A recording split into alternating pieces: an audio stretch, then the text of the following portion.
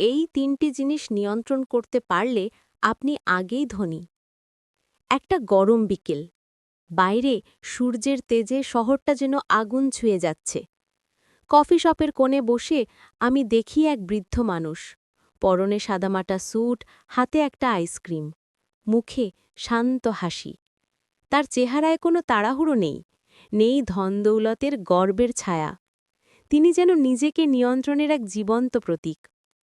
সেই মানুষটিকে দেখে আমার মনে হলো, আসলে আর্থিক স্বাধীনতা মানে ধনী হওয়া নয়, বরং নিজেকে সামলানোর শক্তি অর্জন করা। আমরা অনেকেই ভাবি আরও বেশি টাকা মানে আরও বেশি স্বাধীনতা, কিন্তু সত্যিটা উল্টো। অনেক সময় যত বেশি আমরা উপার্জন করি, তত বেশি আমরা খরচের দাসে পরিণত হই। ক্রেডিট কার্ডের বিল, সামাজিক তুলনা, আর একটু ভালো জীবনের পেছনে দৌড়, সব মিলিয়ে আমাদের জীবনটা এক অনন্ত লেনদেনের মধ্যে হারিয়ে যায়।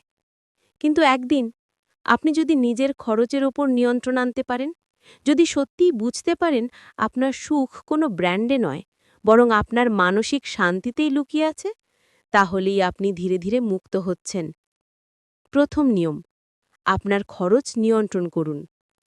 এই পৃথিবীতে টাকা উপার্জন করা যতটা কঠিন, তার চেয়েও কঠিন হল তা ধরে রাখা। আপনি যদি প্রতিবারই নিজের চাওয়াকে প্রয়োজন বলে ভুল করেন, তাহলে আপনার ব্যাংক ব্যালেন্স যত বাড়বে, ততই ভিতরের অস্থিরতা বাড়বে। আসল পরিপূর্ণতা আসে তখনই, যখন আপনি না বলতে শিখেন, নিজেকেও, প্রলোভনকেও। দ্বিতীয় নিয়ম, আপনার আবেগ নিয়ন্ত্রণ করুন। টাকা আমাদের আবেগের ওপরই সবচেয়ে বেশি প্রভাব ফেলে। ক্ষোভে আমরা কিনে ফেলি অপ্রয়োজনীয় জিনিস, দুঃখে আমরা খরচ করি অযথা, আর ভয়ে আমাদের ভুল বিনিয়োগে ঠেলে দেয়। কিন্তু একবার যদি আপনি নিজেকে শান্ত রাখতে পারেন, তাহলে টাকার খেলা বদলে যায়। আপনার সিদ্ধান্ত তখন আর তাড়াহুড়ো বা হিংসা থেকে আসে না, বরং আসে সচেতনতা থেকে। তৃতীয় নিয়ম, আপনার সময় নিয়ন্ত্রণ করুন। সময় হলো একমাত্র মুদ্রা যা কেউ ফেরত পায় না। আপনি যদি আপনার সময়কে সঠিকভাবে ব্যবহার করতে পারেন, তাহলে সেটাই সবচেয়ে বড় সম্পদ। কারণ ধনী মানুষরা টাকার চেয়ে সময়ের দাম বেশি বোঝে। তারা জানে প্রতিটি ঘন্টা যদি সচেতনভাবে বিনিয়োগ করা যায়, তাহলে জীবন নিজেই আয় হয়ে দাঁড়ায়।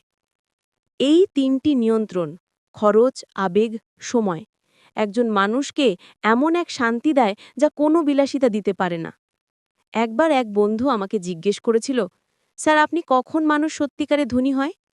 আমি হাসলাম, বললাম, যেদিন তুমি তোমার চাওয়াকে নিজের সীমার ভেতরে রাখতে পারবে, যেদিন টাকা তোমাকে নয়, তুমি টাকাকে চালাবে, সেদিন থেকেই তুমি ধনী। আর্থিক স্বাধীনতা মানে শুধু ব্যাংক অ্যাকাউন্টে শূন্য বাড়ানো নয়। এটা হলো মন থেকে ভয় মুছে ফেলা, সিদ্ধান্তে স্থির থাকা, আর প্রতিদিনের জীবনে নিজের প্রতি শ্রদ্ধা রাখা। আমরা সবাই চিনি সেই বৃদ্ধ মানুষটিকে, যিনি আইসক্রিম হাতে হাসছিলেন। তার মুখে কোনো দামি আনন্দের ছায়া ছিল না, ছিল কৃতজ্ঞতার এক নরম আলো। সেটাই আসল ধন। শেষে মনে রাখুন, যে মানুষ তার খরচ, আবেগ আর সময়কে নিয়ন্ত্রণ করতে পারে, সে ওটি মধ্যেই ধনী। বাকি সব কেবল সংখ্যার খেলা।